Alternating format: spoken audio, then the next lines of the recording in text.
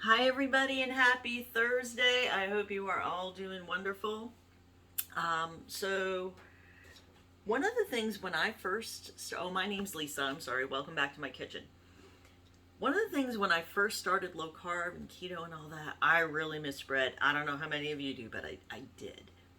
And so I got to thinking about some of the things that I missed going back to, my beginning. And I came across this recipe for almond flour bread rolls, and it is from Divalicious Recipes. And if you want the information, just contact me, message me, and I will get you the link. Now, this is going to make about 6 of them, but for me, there are 6 pretty big ones. I've got some bacon in there already, so I can show you at the end of this. But anyway, so to get started, I have been doing this for about 4 years now. My husband and I have had some great health benefits. Lost some weight, lost some inches. Excuse me, just had to wet the whistle a little bit. And we've also used some good nutrition that we wear, just because it's been a little more effective than taking pills and stuff, but we still love good food.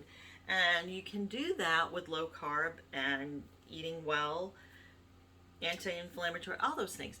But you just got to make the effort. So a lot of people, like, thank you to this person who came together with that, because I think that's going to be an awesome recipe. But anyway, to get started, let's get started with, okay, so first you're going to mix all the dry ingredients together. And that is going to be 2 cups of almond flour, a half a cup of ground flaxseed. I'm using the golden. You can use the dark if you want to. Psyllium husk powder. Mine is orange flavored. It's going to give a little bit of flavor to the bread, and I like it. If you don't, just get the plain.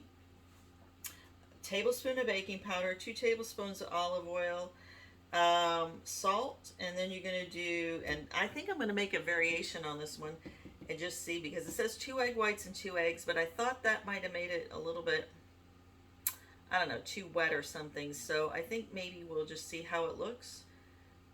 Oh, who knows? Maybe we'll just follow directions for once. I don't usually do that. I vary a lot, and for those of you who have ever seen me, I have pretty good instincts. Every now and then I'll have a flop, but usually, as my son tells me, whenever I make a mistake, it's always better than it would have been anyway. Oh, he's my son. Okay, so we're going to do 2 cups of almond flour, and I get the,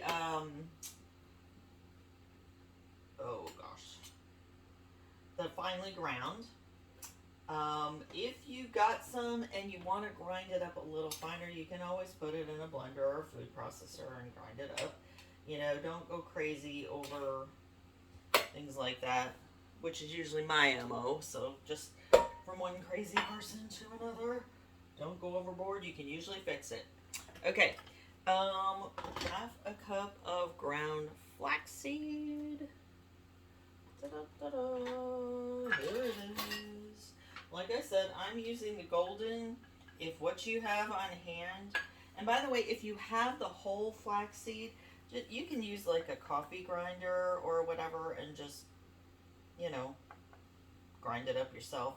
Sometimes things have been hard to find, and you can only find it in the whole or whatever. And you can always fix these things at home too. I mean, again, no sweat, like I usually do. Can you tell?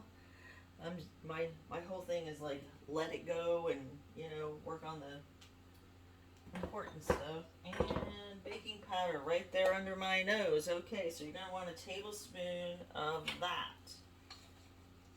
That will aid in the rising. And this is a recipe that you're gonna have to let sit for 30 minutes.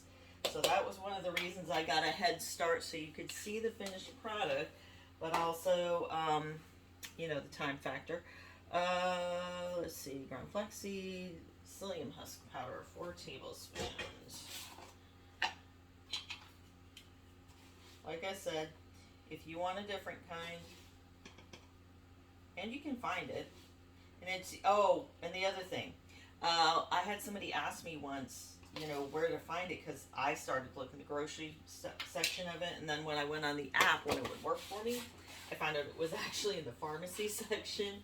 So just remember that just because you think it might be for groceries, it may not be in that section. Just a little hint there. Okay, and then we got, okay, almond flour, flaxseed, sodium husk powder, baking powder, salt. Yes, that will greatly aid in the process as well. Half a teaspoon. And then what you're going to do is mix up the dry ingredients.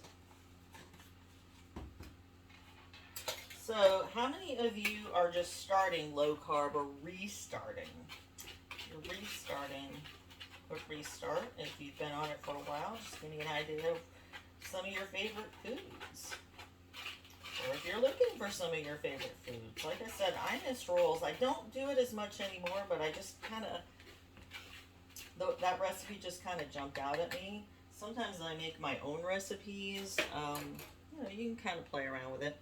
Okay, so you're going to mix that all together. Done. Okay, you're going to go with 2 tablespoons of olive oil, which is right here. I like the extra light taste. I have tried others and they were a bit too strong for me. So I usually go with this one. Now you're going to add that. And let's see. The eggs, I'm going to just see how it mixes up with like half of what it calls for, because I thought it was a little wetter than what the recipe seemed like. And then if I need to, I'll just re-add whatever I need to add. Okay, so this is like, it called for 2 whole eggs and 2 egg whites. So I'm gonna just try this. Just, you know, simple egg separator. If you don't have one of those, just do the juggling thing in the shell. It will work just as well. Okay. And we're going to save the yolk for another use. And as you can see, the yolk broke, so no big deal. It will still work. All right. And then, yep. So it's supposed to look like breadcrumbs, and my last one I thought was together too much, so yeah, we'll figure it out. Making sure everything's going okay with the video. Have you ever had technical issues, like where it just you thought everything was fine and then it quit on you like 5 minutes ago and you never noticed? That happened to me. So anyway, as I was saying, I've been doing keto and good nutrition for a long time, and when you get better nutrition, I find weight loss is a little easier because your body will ping you for hunger, and I've said this before, and a lot of times that makes it very hard to lose weight. What it's trying to tell you is you're still missing something. Like even after you've just eaten, you're still missing something. So it's still saying giving you the hunger pangs, and that makes it really hard for you to pay attention to your losing weight. We are going to go back to directions because that's a little bit drier than I thought. So no big deal. We'll just put another egg in. And we'll do another egg white. And then I'm going to go to the store and get some more eggs. Eggs prices have really jumped up a little bit lately, have they not? Usually I get some from the farmer, but my farmer is out this time. So, sad, but this too shall pass. Okay. So, and don't be afraid to make a little bit extra. Like this is a little more than my husband and I usually would eat. And usually I would have just stuck with the 6 recipe, the ones that do 6. But because I was doing this, I wanted to be able to show you the finished product, and it'll be up in a few minutes. Goodness, maybe I will just pull it out of the oven and kind of show you like halfway through. Maybe I didn't time that great, but you'll be able to see like what it looks like as a more finished product. Because you do have to let this set up, as I said, for 30 minutes. And let's see, tablespoon of apple cider vinegar. This should make it taste interesting. I thought it was pretty tangy when I tried the dough. Does anybody else like to try the dough just to check how it's going to taste? That would be me. Okay, so about that. And it's coming together wetter, so I think it's going to work out.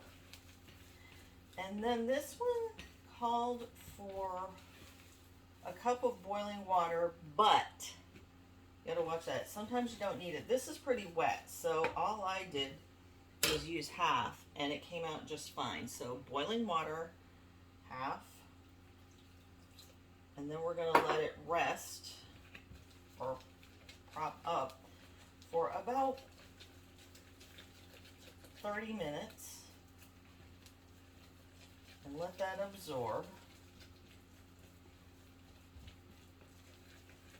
I probably should have added that a little slower, but anyway, yeah. So we're gonna let this rest. And when you do get this out, make sure you wet your hands because it'll help with stickiness. Now, I am going to see if we can just show you these real quick. Oh, they're looking good.